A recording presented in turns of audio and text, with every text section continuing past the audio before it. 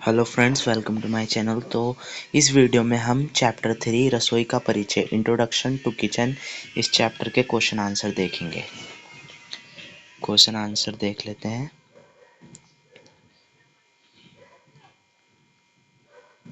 ये रहा पहला क्वेश्चन है, खाली जगह भरें।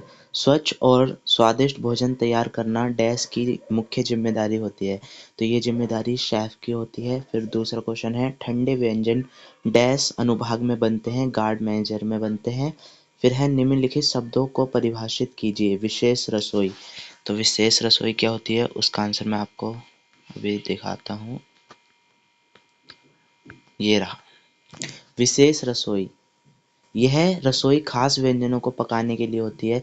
यहाँ पर खास व्यंजन बनाए जाते हैं। जैसे भारतीय व्यंजन पकाने की रसोई अलग होगी और जापानी व्यंजन पकाने की रसोई अलग होगी, क्योंकि दोनों ही रसोइयों में अलग अलग प्रकार के भोजन बन रहे हैं। और दूसरी बात ये, उनके जो इंग्रेडिएंट्स हैं वो भी अलग अलग हैं और जो खाने का स्वाद है वो भी अलग अलग है। इसलिए जो किचन है वो भी अलग अलग होगा। इस प्रकार की रसोइयों को क्या कहते हैं, विशेष रसोई कहते हैं। होटल में इन खास रसोइयों के लिए अपने खास रेस्टोरेंट होते हैं। इनको व्यंजनों को पकाने के तरीके और सामग्री के आधार पर बनाया जाता है। इनको सैटेलाइट रसोई भी कहते हैं।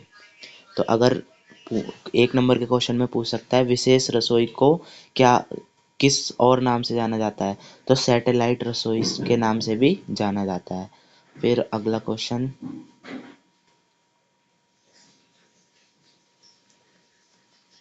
ये रहा, केमिस्ट्री। केमिस्ट्री। कुछ होटल में सब्जी और फलों को काटने, छीलने, पैक करने के लिए अलग विभाग होता है जिसका नाम केमिस्ट्री होता है। इससे दूसरी रसोई की मदद होती है और उनके लिए समय पर खाना पकाना आसान हो जाता है, क्योंकि जो सामग्री होती है वो पहले से ही कटी हुई और स्टोर होकर रखी रहती है, जिससे खाना बनाने में आसानी होती है। फिर अगला क्वेश्चन है, बेकरी। बेकरी वह स्थान होता है जहाँ पर बेकिंग का काम होता है, जैसे कि ब्रेड वगैरह, पेस्ट्री, केक बनाए जाते हैं, तो उसे बेकरी कहते हैं। मैं दिखा देता हूँ आपको। ड्राई स्टोर, ये है केमिस्ट्री। बेकरी, इस अनुभाग में हर तरह की बेकिंग वाले व्यंजन बनाए जाते हैं, जैसे bread, cake, biscuit, patties, tart, pudding आदि। फिर उसके बाद अगला क्वेश्चन है, मुख्य रसोई।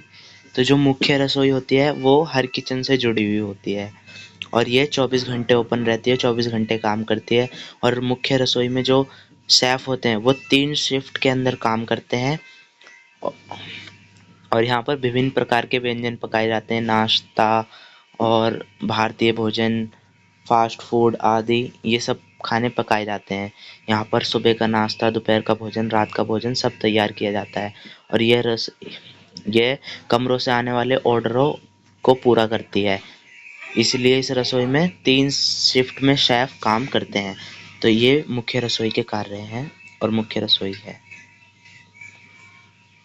फिर अगला क्वेश्चन देख लेते हैं, रसोई के सभी अनुभागों की सूची बनाएं। तो रसोई में कौन कौन से अनुभाग होते हैं? रसोई में 4 अनुभाग होते हैं। खाना पकाने से पहले की तैयारी के लिए क्षेत्र और खाना पकाने का क्षेत्र। फिर दूसरा भंडारण का क्षेत्र, जहाँ पे सामग्री को रखा जाता है। फिर बर्तन धोने का क्षेत्र, जहाँ पे बर्तन वगैरह धुलते हैं। और शेफ का कार्यालय, जहाँ पे शेफ बैठते हैं और योजना बनाते हैं। फिर भंडारण क्षेत्र के अनुभागों के बारे में बताएं और उनकी व्याख्या करें। तो भंडारण क्षेत्र में कौन कौन से अनुभाग हैं, ये हम आपको दिखाते हैं।